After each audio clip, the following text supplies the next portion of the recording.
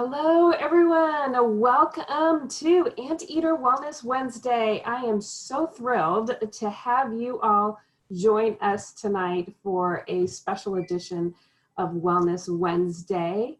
And right now I have with me Dr. Andrew Noymer and also Meredith Kwok, who are from the Future School of Population and Public Health. And they'll be teeing us off for our presentation tonight, but we're just gonna wait a few minutes. We have an amazing amount of people who, record amount, or in fact, we already have 107 on right now that have registered to hear Dr. Noymer's words of wisdom of where we are now with COVID-19. So we're gonna give it a few more minutes, but in the meantime, let me tell you a little bit about Wellness Wednesdays. It's the fourth Wednesday of every month, and it's presented by our alumni chapters through the Alumni Association. And the topic promotes wellness across, to the message to go out to anteaters across the globe. So thank you for being here, and want to give you a few housekeeping tips. One is, this is a webinar format, so all of our guests are muted.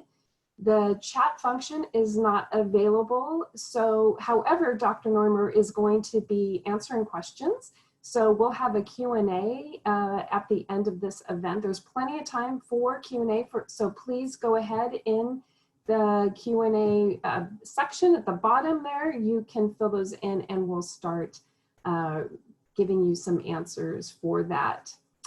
So I think we are going to wait 1 or 2 more minutes and we will continue on.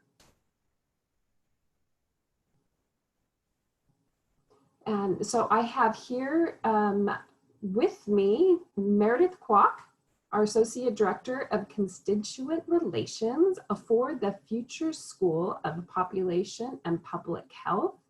And she will be introducing our distinguished speaker tonight. So Meredith, right before you introduce Dr. Noymer, if you could give our audience just a real quick synopsis of what the mission of public health is, and then you can go ahead and introduce our speaker. And I think by then we'll be ready for the rest of our guests to come on in. So thank you.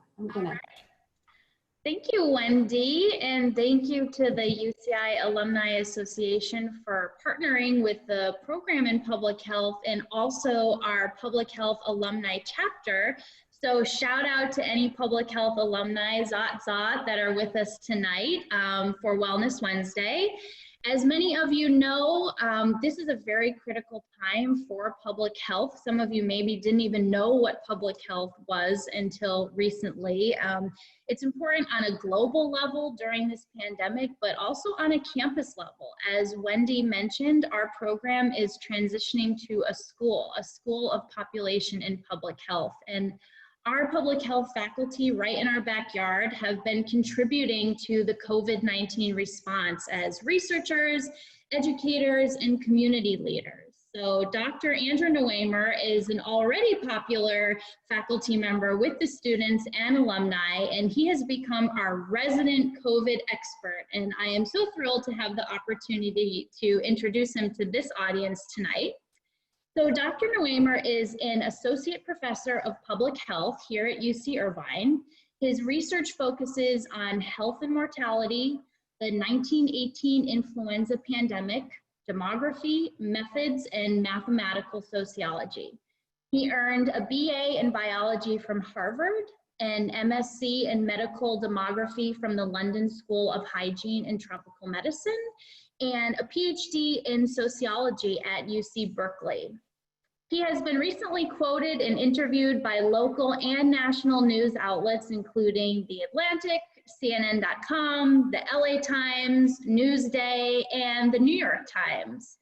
His lunchtime lecture fans, I know there's some of them here tonight, and 5,000 plus Twitter followers can attest that the playfully nicknamed Professor Dark Cloud has quickly risen to the top as an expert during the COVID-19 outbreak, and he is always so generous with sharing his knowledge. I've heard that you maybe have a lighter nickname these days as things change, but thank you for Well, being a realist. So thank you so much, Meredith, for that introduction. And yes, I was saying, tonight is Wellness Wednesday, not Illness Wednesday. So that's right. That's right. That's the I theme. will try to stir in as much, you know, of how we can stay well, not just all the bad news about the illness, but as I can. And thank you all for joining us this evening. Thank you for supporting UC Irvine and Zot. Thanks for hello again to the people who've joined us on the lunch times, and especially to any former students of mine who may be joining us. Thank you to the UCI Alumni Association for organizing this, and especially to Wendy Day Brown, who kicked off the program this evening. Thank you, Wendy, for having me and for inviting me to do this. Appreciate it. So I'm just going to speak for about 20 minutes and go over some of the, some of sort of the broad brushstroke things that I think are most important for people to understand right now as the pandemic evolves. And then we're going to go for the rest of the until 8 p.m. For Q&A, because the anteaters always have the best questions, and it's most important for me to understand, what you guys want to know. So ask anything. So everything is current as of my knowledge on the day that we're taping this. So that's Wednesday, the 26th of August, 2020. So this remains, as always, a rapidly evolving event. So if anyone's watching this on a tape delay in the future, just remember that that things change. So COVID-19 is this pandemic. It's a novel coronavirus emerging event, and this pathogen, or this, is kind of in the sweet spot where it spreads fast enough to cause a pandemic, but slow enough that the pandemic kind of drags on and on. And it's severe enough that that there's been quite a bit of mortality, and unfortunately there will be more mortality. But it's also mild enough that many people dismiss it, and that also contributes to the spread going on and on. And in fact, it's so mild for some people that they are infected in a completely asymptomatic way, and other people have mortality. And we don't know as much as we'd like to know about the long-term effects, precisely because it's a new pandemic. But this pandemic is kind of in this sweet spot. If it was faster spreading, I mean, it would arguably be worse, but I think there would have been less fatigue setting in among the public about how long is this going to last. And if it were more severe, it would also be worse, but people would also take it more seriously. This virus is kind of in the sweet spot that it spreads enough to make a pandemic, but slowly enough to drag it out. It's severe enough to kill some people, but mild enough to make some people believe that it's not a big deal. So that's sort of a problem. The fact that it's in this sweet spot is sort of why we're in the pickle that we're in. At this point, there have been about 6 million confirmed infections in the United States. And that means that at the most, around 20% of the American population has already been infected and can be presumed to have some immunity going forward. So the confirmed infections are the tip of the iceberg. And so that's why I say up to 20%. As you know, 6 million infections is much less than 20% of the US population, but that's 6 million confirmed infections. And the actual number of infections is much larger, although as the pandemic goes on and testing becomes better, and we're no longer quite behind the 8 ball as much as in testing, we've had around 600,000 tests performed in Orange County, for example. as we get more caught up on the testing, the tip of the iceberg story is going to be less true. So the total number of infections is going to be much closer to the confirmed infection number, which may mean we're actually closer to 15% than 20%. And so we have to stay tuned on that. Of course, there will always be asymptomatic people who don't get tested, even, not because tests aren't available, but because they don't even realize that they have infection. And later on, maybe we can talk about the CDC recommendation today that asymptomatic people don't need to be tested. That's not something I agree with wholeheartedly, I have to say. Now, what's going to be important here is the final size, what epidemiologists call the final size. Final size is definitely a jargon term, okay? Final size is not, it's a jargon term. It means how many people, what percentage of the population will have been infected by the time it burns, the epidemic burns out from herd immunity. Now, I'll have more to say about vaccines in a minute, but the final size can definitely be affected by a safe and effective vaccine.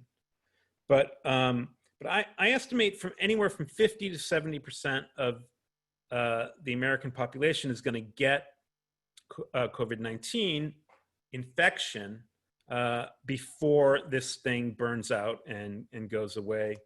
And it's not going to go away entirely. It's not going to go away in the fashion that SARS 2003, for those of you who remember that, it's not, which vanished, it kind of burned out. It's not, this SARS is too entrenched in our transmission chains now. It's not going to vanish the way the 2003 SARS did, but it will eventually recede. Life will get back to normal again at some point. And that normalcy is going to be between half and 70% of the US population will have been infected or is otherwise immune. So again, I'll get to the vaccine in a minute, but a vaccine can sort of short circuit this whole affair. And now 70% as a final size, that doesn't necessarily mean that 70% of the American public will have a bout of illness, because many people, particularly younger people, particularly kids, but even healthy adults, really get this infection asymptomatically. So 70% of the US population needs to become infected and recover before this will fade away. But it doesn't mean that 70% of us will be overtly sick. So that's good news, although again, it's part of that sweet spot. It's part of the reason why some people don't take it seriously, because a lot of people are asymptomatic.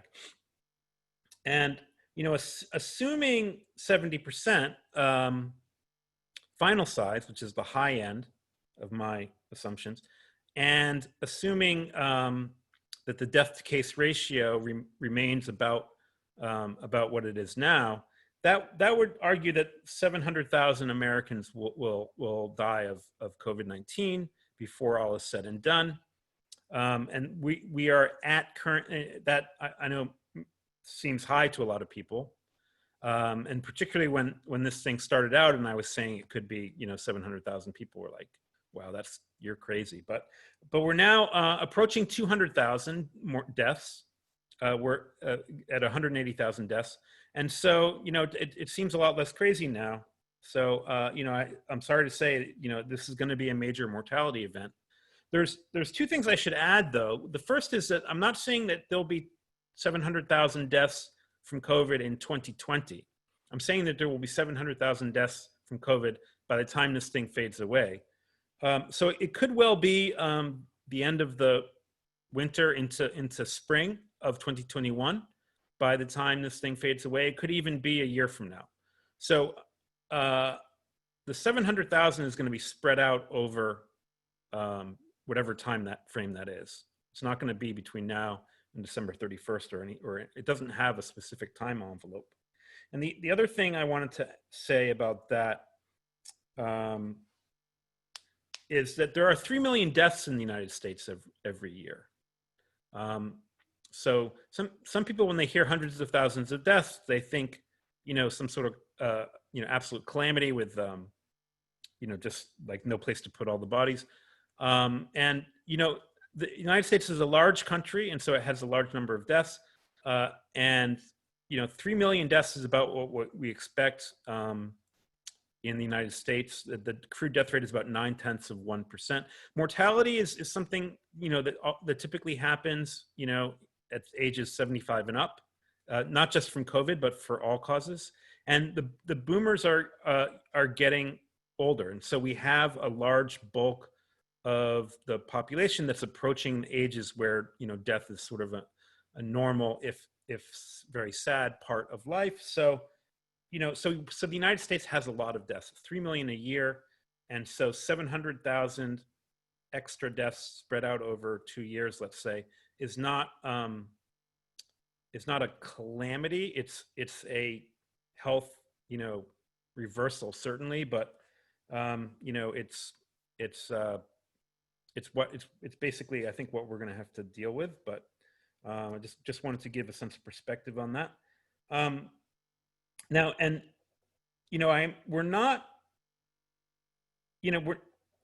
done with this yet. I know a lot of people are like, well, we're off the watch list. I'll come to that in a second. Respiratory viruses are seasonal with a winter dominance.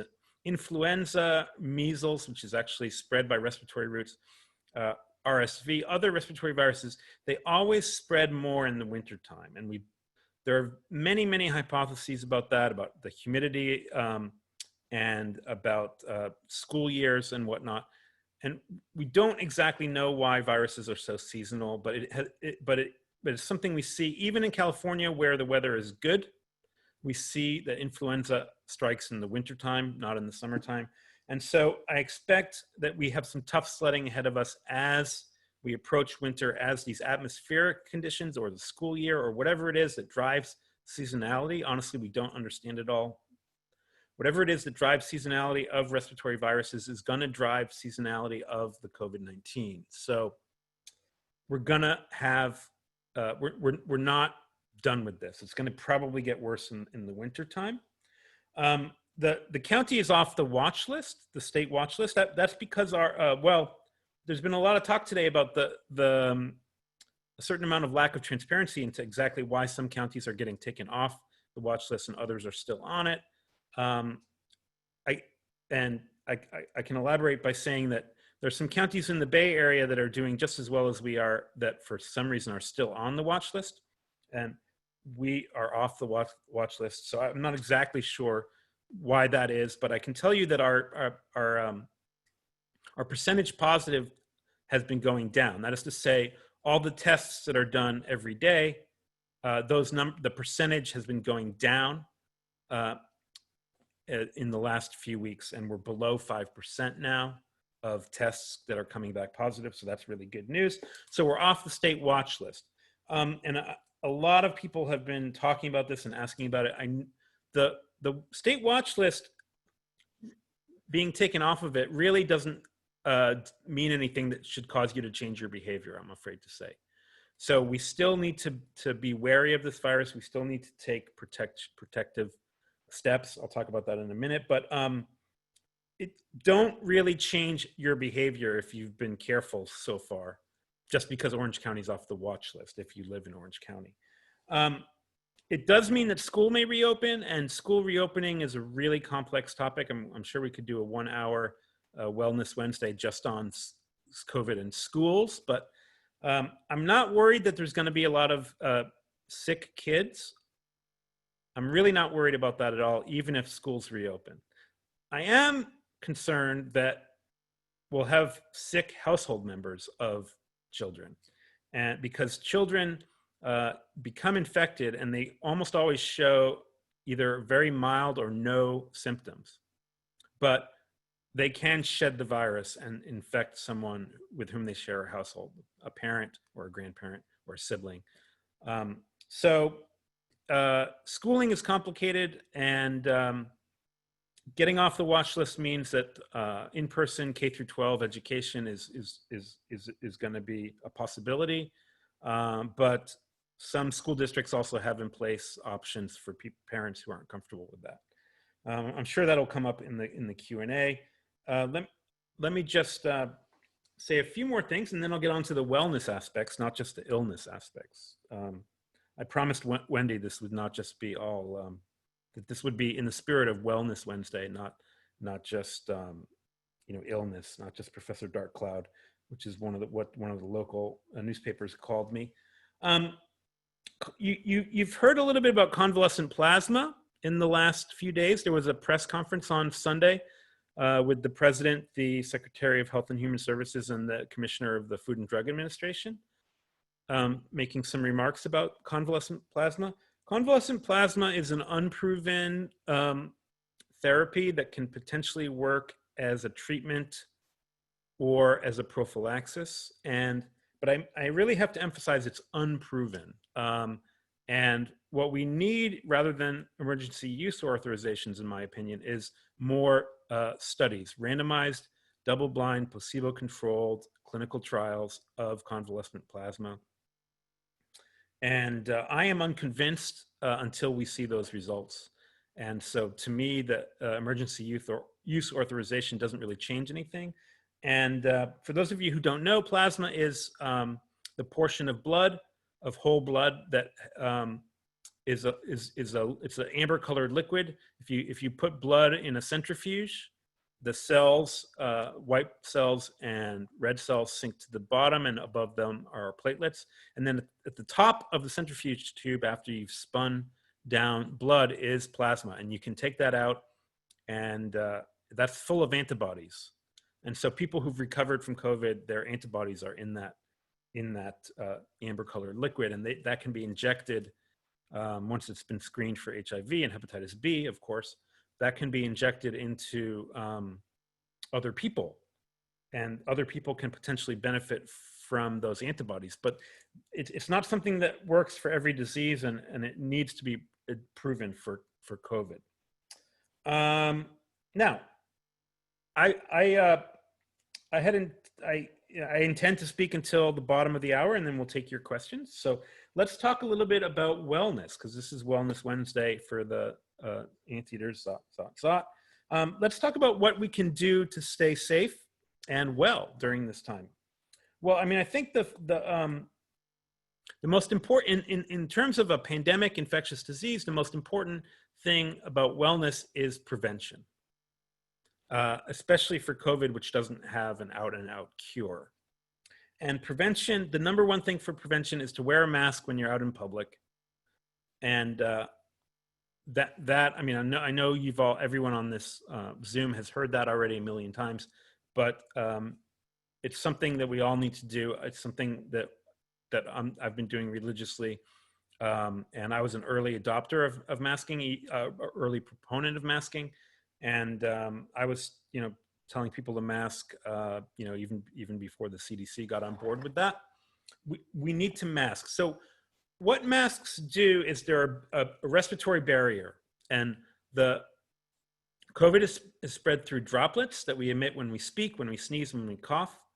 And these droplets waft through the air, but not for too long, because they fall to the ground through gravity. And they also can desiccate. They dry out if it's a hot and dry day. But before they drop to the ground or desiccate, they have the opportunity to be sucked into our own respiratory tract. And by wearing some sort of barrier, it means that droplet will hit the fibrous material of the mask first before it enters our own respiratory tract. And even if it doesn't completely block the virus, it can attenuate the dose, and there is a dose severity effect. So we can get a smaller dose, even if we are getting a dose, and that smaller dose may be enough to save us from a bad case. The infectious dose of COVID is not a single virus. It's about 1,000 virions. So getting exposed to a single virion does not make us sick. It's get 1,000 or more. But getting an infectious dose of 100,000 or 1 million virions, which is easily possible if we're standing next to someone coughing or sneezing, is going to result typically in a worse case for us compared to if we get 999 virions. So wear a mask, They also help prevent spread if you are sick or if you are asymptomatic. If everyone just wears a mask, then there'll be less spread and the whole epidemic will start to calm down. And so they prevent spreading and they prevent receiving. They prevent both aspects of the communication of the disease. So the most important aspect of wellness is to mask, because prevention is, is worth more than cure. The other things, well, the big thing is a vaccine, a safe and effective vaccine. We need, I mean, that's really going to be the strategy here, is to have a safe and effective COVID vaccine. There are a number of candidates in trials. I would say, particularly after Sunday's press conference about the emergency use authorization, I would say that when I say a COVID vaccine that is proven safe and effective, I mean proven safe and effective in a randomized, double-blinded clinical trial. So placebo-controlled, randomized, double-blinded, placebo-controlled clinical trial. So, so stay tuned for that. I don't want to say too much more about that. I mean, except that once such a vaccine is proven, I'll be among the first to want to get it. But I don't want to spend too much time talking about a vaccine that doesn't exist yet, because there is no vaccine now that we have that has been validated as safe and effective in a randomized, double-blinded, placebo-controlled clinical trial. A few things you can do to avoid getting sick and to stay well, because this is, after all, Wellness Wednesday, is to make sure your sleep is up to date. Get your sleep, get your 8 hours. If you need 8 hours, some people only need 5 hours. Get your 5 hours. Get your sleep. Get whatever sleep is the sleep that works for you. We all know when we're run ragged from not enough sleep, and don't do that. We don't understand the mechanisms very well, but there's a lot of research that suggests that sleep increases our resistance to infectious disease. I think exercise is important. I mean, it's becoming clear that the COVID symptoms, if among people who do get COVID, are worse among people who don't have good cardiovascular fitness. So, so I'm not saying that we all need to, become like triathlon, maniacs or anything, but just go for a walk 20 minutes a day if that's not something you're doing already. And that's a good, way to start, getting your cardiovascular system stronger. And similarly, eating a healthy diet and cutting down on tobacco use, if that's something that you do. These are all things I realize these are all kind of bromides that that we hear all the time. Don't smoke and get the diet and exercise, but they really do. I think they will pay dividends in terms of making your COVID symptoms less severe if and when you get them. If getting your flu shot is something that you normally do, I would definitely do it this year. And there's a lot of fear among public health experts of having a very complicated flu season in which someone has some sort of respiratory disease and they're trying to figure out, is this flu, is this COVID? Normally, if it's the winter time, they think flu, but this winter is going to be different, obviously. And normally during the summertime, it's very unusual to have flu, but this summer, obviously, they think COVID. But the point is that they're worried that as we go into what's the normal flu season, that the differential diagnosis is going to be a huge time waster at clinics and what have you. So that's another thing you can do. And I think that's the bottom of the hour, folks. So why don't we open it up? If Meredith, you think that's good, why don't we open it up for Q&A? Sure. I will say that the Alumni Association definitely heeds your advice and has made masks for all of their alumni, Anteater branded masks. So we definitely are listening to you, Dr. Noymer. Yeah. So thank you for reminding us how important it still is. That kicks ass. Can I get one? I think we can hook you up with one. Awesome. Definitely. So you've answered a lot of the great questions that have been coming through, especially about getting the flu shot and vaccines. But since this is an alumni event, we've had a few questions, one from a public health alum, Stephanie, about universities and higher education opening back up, potentials for repercussion, opportunities for some herd immunity being created. Could you speak to that? Yeah, sure. I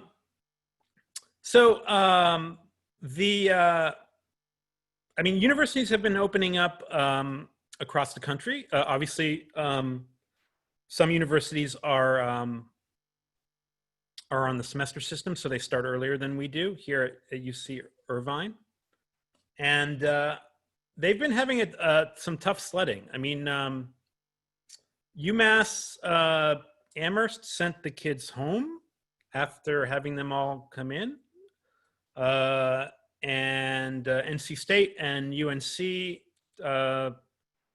had sort of similar experiences, if I'm not mistaken. I mean, there's been a whole raft of these. Ohio State, called out some students today for partying too much. Notre Dame, famously declared they were going to beat the virus by doing business as usual, but starting early, and then sending everyone home for Thanksgiving and not having them come back. And then they've had to beat a retreat, and they're doing, even though everyone's on campus, they're doing online only instruction for at least 2 weeks because their plan to just do business as usual kind of didn't work. So higher education is tricky. I mean, I talked about K through 12 in my opening remarks. Higher education is very tricky. Not to mention the fact that in higher education we are dealing with adults now. 17 years and 364 days and 18 years. Is a sort of, from a biological point of view, is from the point of view of the infection, is an arbitrary cutoff. I'm not sure a 17-and-a-half-year-old will have a biologically different reaction to the virus than an 18-year-old. But obviously it's a legal distinction for what is an adult. But in higher education, our students are adults. I mean, many of them are well over 18 or 19 years old, and we we have students in their 20s, and we have mature students in their 30s, and we have graduate students who are very often in their 30s or 40s even. So we have a slightly more tricky task than K through 12 in that regard, because our students are adults, and they are more likely to show symptoms. And so, I mean, I think it's going to be tricky. It's going to be tricky. Higher education is going to be tricky this year. I think, a lot of students are going to get used to having instruction over Zoom. That's the most I can say, really. I mean, it's an evolving situation. But if I were a college student, I would be very, I don't want to appear like a finger wagging, adult, like, don't go to parties, kids, say no to parties. But I mean, it would be I mean, I think we're all sort of making sacrifices in our lives, and we're all, doing things that are maybe a little bit less fun than usual. And even us professors, believe it or not. And so, I mean, I think we're all going to have to make sacrifices before this is over. And so, yeah, higher education is going to be tricky. I did see one. It's a little hard for me to read the thing, but I did see one question that I'll take. And then while I'm answering this, Meredith, you can maybe fish out another delicious question for me. But the question I saw is, what do I think of the CDC guidance that was released today that asymptomatics don't need to be tested? And I mean, I'm kind of concerned by this, actually, because I think the science doesn't support that as far as has been explained. I mean, I don't see a scientific rationale for this. There's plenty of cases in which an asymptomatic person can profitably be tested. I mean, particularly if they were exposed to someone who was positive, and or if they have, for any other reason, suspect that they may be sick or may be infected, even if they're asymptomatic. And I mean, it's possible at the margins we've been testing too many asymptomatic people, but I'd like to know more about why the CDC thinks that we don't need to test asymptomatic people, because I mean, part of the surveillance and test, trace, isolate building blocks is that we test people who've come into contact with sick people, and so that we can isolate them before they become symptomatic, so that they can know, hey, I'm infected, even though I'm not symptomatic. I can, I can stay home for 2 weeks, like, and stop the spread. So, even if I'm work from home anyway, maybe I'm going to go to the grocery store, once a week, or, I'm going to go to the hardware store because I, have a drippy faucet and I need to buy a washer or something, but if I know, hey, I'm infected, even though I'm asymptomatic, I'm going to postpone that trip to the hardware store and I'm going to get my groceries delivered. I'm really going to stay at home for 2 weeks, and that stuff like that is going to help stop the spread. And so if we're saying, well, you can't be tested if you're asymptomatic, then that really flies in the face of it. So I don't understand it, and I'm a little worried that it's that there's some testing slowdown that is not being talked about. That's really the underlying cause of that announcement. So I'm concerned, and I think we need more transparency from the CDC. The CDC has been punching below their weight during this crisis. I'm sorry to say, and this is an example of that. And we should all expect better from them in the future. Meredith, do you have a question that I can field? I sure do. So 2 parts. Our audience is still very curious about the flu vaccine and your thoughts on that. I know you mentioned it briefly, but when to get it, or earlier this year? If you've never had it before, is this something that you should start doing? And then part 2, if you could speak a little bit about the potential of a COVID-19 vaccine. Yeah. So let me take the second part first. I think the potential for a COVID-19 vaccine is good, but partly because there's never been, not since the 1950s, really, with polio, has there been so much effort put forward looking for a vaccine for a disease, for an infection. And so, there's several candidate vaccines out there, and I'm optimistic that one of them will turn out well. But I'm also cautious, and the caution comes from 2 different sides. First of all, we have to understand that not every disease has a vaccine. There's no vaccine for hepatitis C, for example. There's no vaccine for HIV, and as I was saying, that never since polio has so much effort been made to find a vaccine. I was kind of thinking, well, the efforts to find an HIV vaccine in the 90s and early 2000s, kind of were pretty intense. So, and we still don't have one. And so, it's not a certainty that every pathogen has a vaccine, waiting in the wings. And so I'm optimistic, but I'm also cautiously optimistic that we'll have a vaccine. And that's why I think it's so important. The right to try discipline was not really crafted for the context of a vaccine for an emerging pandemic infectious disease.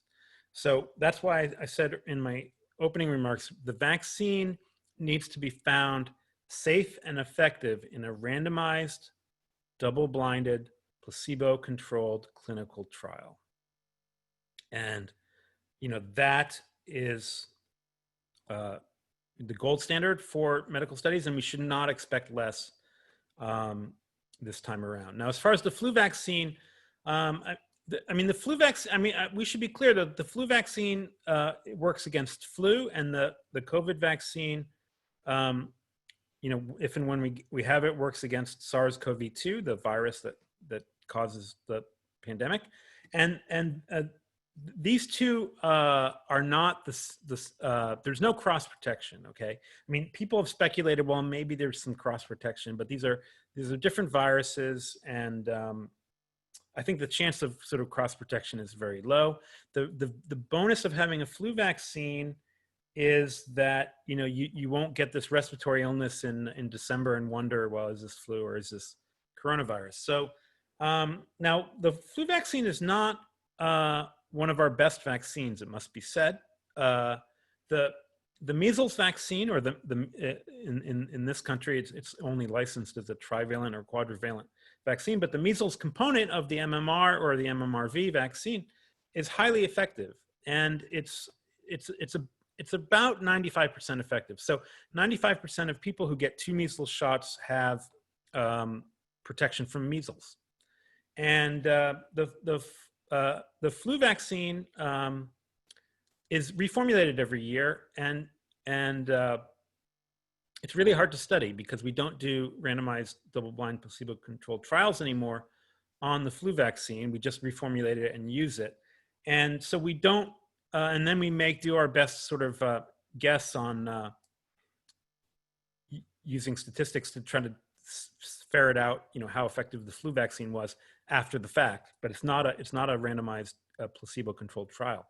And so, some estimates are that in some years the flu vaccine is as low as 30% effective. And I don't know how effective this year's flu vaccine will be because nobody knows, because it's being formulated and it hasn't even been released yet. And the flu vaccine is not a single vaccine. It's a different formulation every year. It's reformulated every summer for the Northern Hemisphere based on what flu strains are circulating in the Southern Hemisphere, where it's winter. And so, but I think every public health person who understands vaccines understands that the efficacy of the flu shot is nowhere near the efficacy of the measles shot. And so having the flu shot can prevent flu. It can give you a milder case of flu as opposed to a more severe case compared to someone who didn't get vaccinated. But it's not a watertight guarantee that you won't get the flu. And as far as how effective is it, I can't give you an estimate of this year's shot because nobody can. So I don't want to say wear a mask and you won't get COVID and get a flu shot, and it's a watertight guarantee that you won't get the flu, and therefore do those two things and I can absolutely guarantee you that you won't have a respiratory illness this winter. Right now our best shot against COVID is to wear a mask, and our best shot against the flu is to get the flu shot, but neither of those things are ironclad guarantees to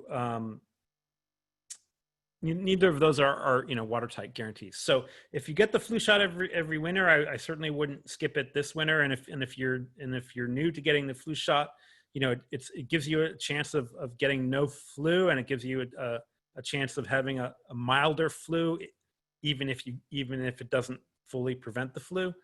And as far as when to get it, the usual rules apply sometime in the fall. September, October, November, and it's not too late to get it in December if you haven't gotten it by December.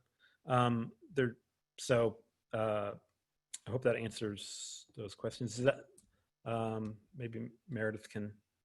Yes, thank you. They're coming in fast and furious. We may have to have another just Q&A lunchtime lecture one of these days.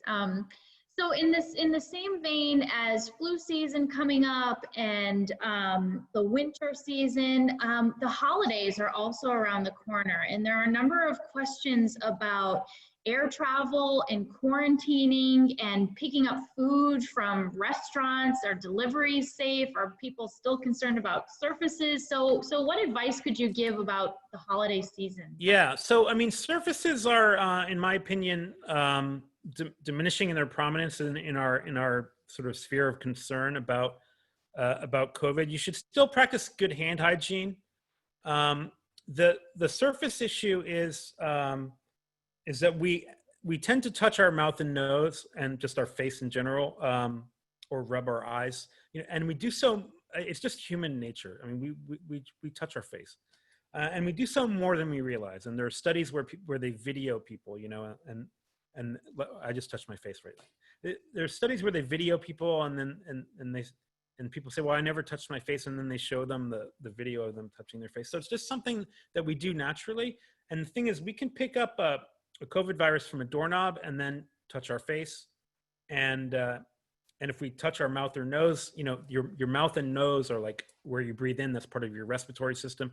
And your eyes are connected to your respiratory system through your tear ducts. So touching those parts of your face can, in theory, transmit the virus. If you had just touched, a doorknob, that someone else had touched after, they had sneezed or whatever. But I mean, I think if we're all masking and washing our hands, maybe a little bit more than usual, that's really fine as far as surfaces are concerned. I just don't think, given the epidemiology of COVID that we're seeing, that picking up a can of black-eyed peas at the grocery store, is gonna give us the COVID. I mean, we're just the epidemiology, the really slow kind of epidemiology that we're seeing is just not consistent with surfaces being a major source of contamination. As far as picking up takeout food, I would say the same. I mean, what we really saw was an increased number of cases when restaurants opened for in-house dining again, even when, they were leaving every other table empty or you setting up tents in the parking lot and all that stuff we saw this summer. We really don't see transmission from takeout food. I mean, if takeout food is hot, then by the time it reaches your door, I mean, that's really enough to denature the virus. And I mean, personally, I wouldn't necessarily get cold food takeout. Like I wouldn't get a big salad just in case, I don't know, someone sneezed on it. But I mean, food, I just don't believe is a major route of transmission. Your throat and mouth are part of your respiratory system, but when you eat, everything goes down the hatch and it goes into your stomach, not your lungs. And the virus is denatured in the stomach. And, I just don't think food is the major route of transmission. Although, I cannot give you a guarantee that you absolutely won't get COVID from eating, food that was prepared by someone who had COVID. But it's just not the major route of transmission, I believe. And then air travel. Air travel is tricky. The air on the airplanes is circulated through HEPA filters, and a lot of the airlines are leaving the middle seat empty. And both of those things are really good. I would certainly mask from start to finish if I was traveling by air, and also in the security line, the TSA has the right to ask you to remove your mask temporarily. I mean, I wouldn't worry about that too much necessarily, but I mean, the departure area of airports is just kind of abuzz with people, and that makes me worried a little bit. I mean, I would avoid unessential travel if that would be my advice. But I mean, some people have elderly relatives who they feel like they need to see once a year or something at the minimum.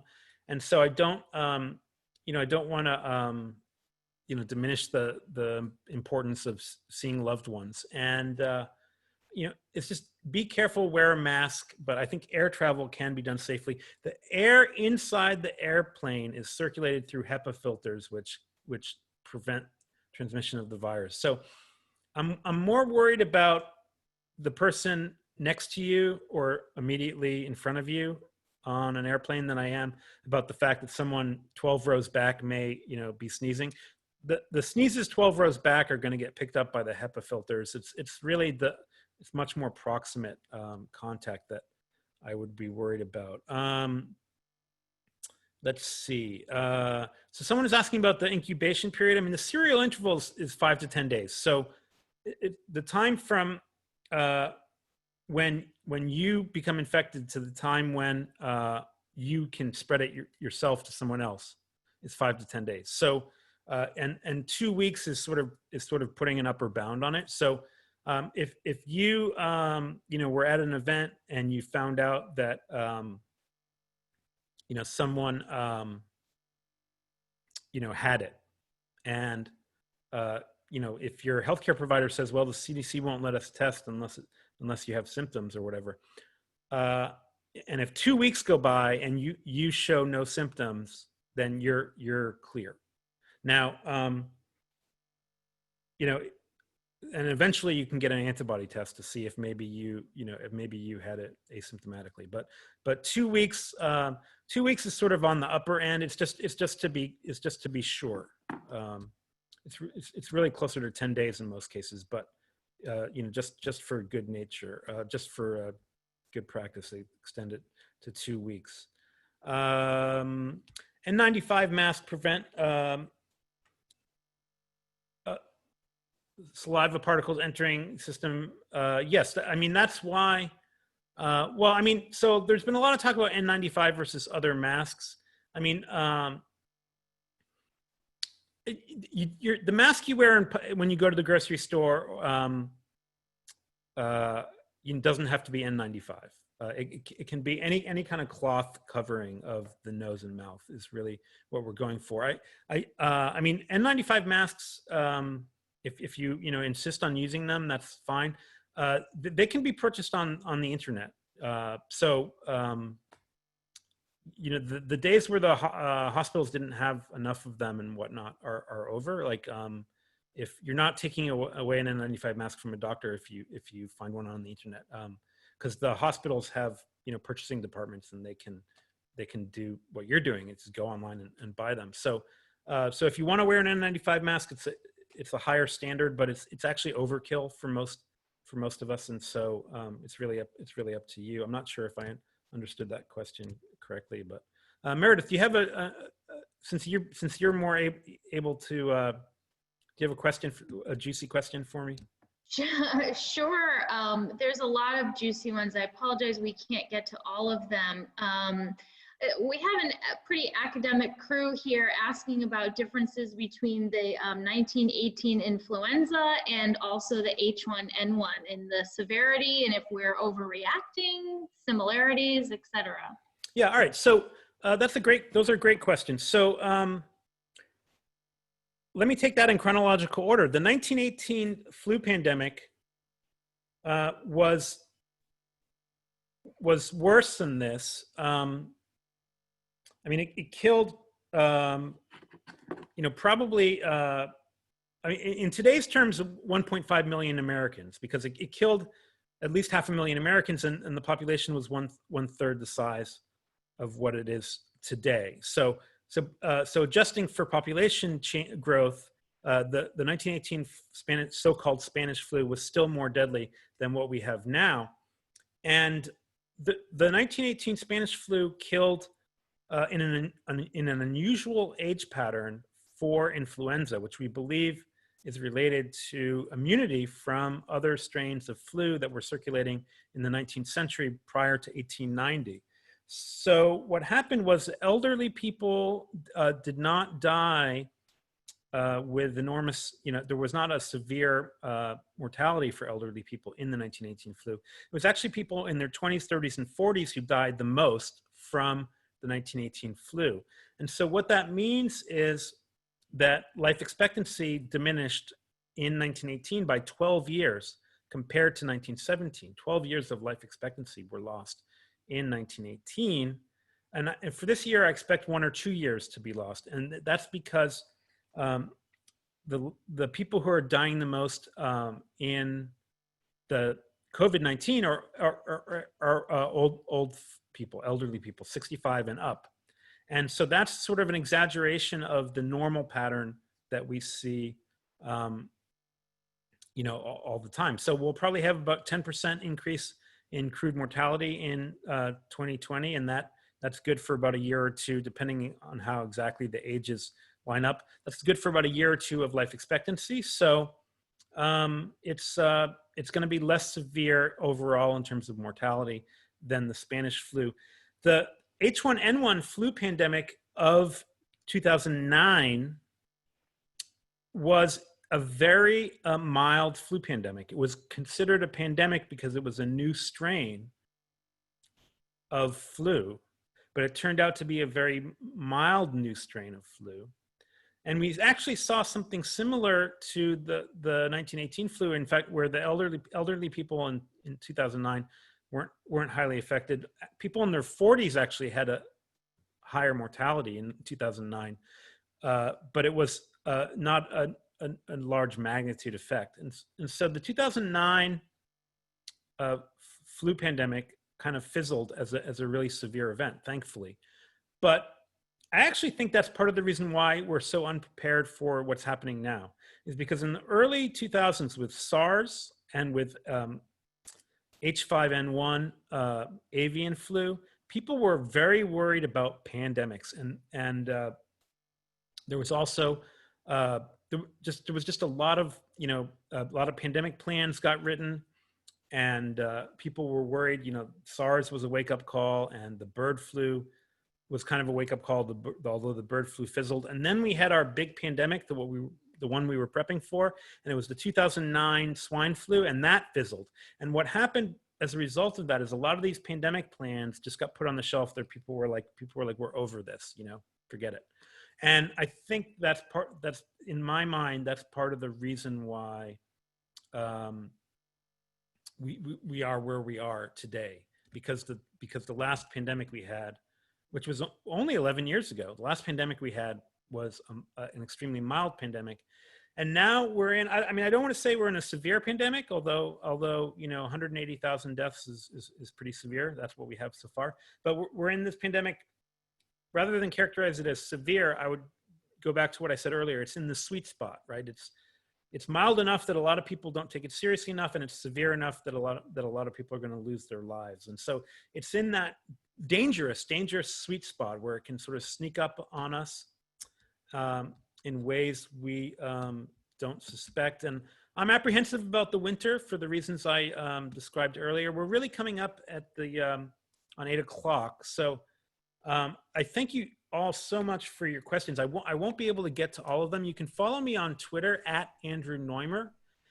And if you follow me and tweet a question at me and say, that I didn't get to your question, I'll do my best to answer it on the Twitter at Andrew Noymer. It's one word, Noymer is my last name.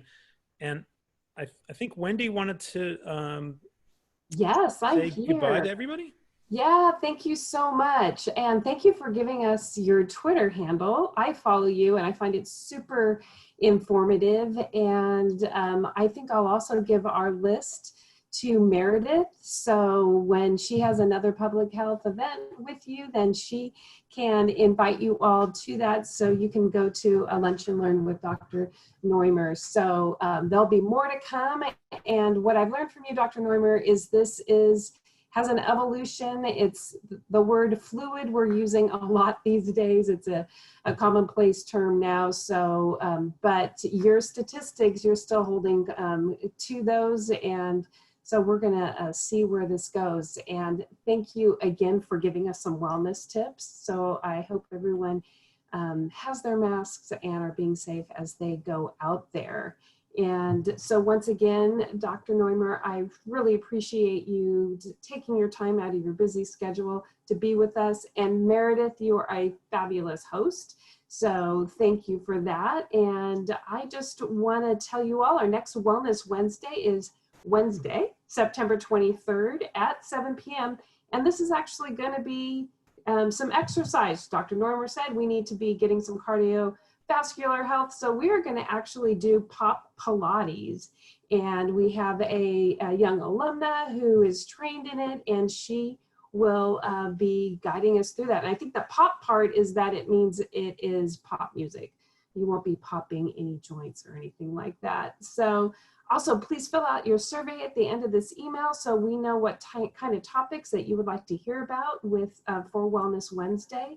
So once again, thank you so much for joining us. And on behalf of the Alumni Association, this is Wendy Day Brown and Meredith and Dr. Noymer. Can we close out with the Zot? We'll do 1, 2, 3, 3 Zots. Zot, Zot, Zot. Thank you, Awesome. everybody.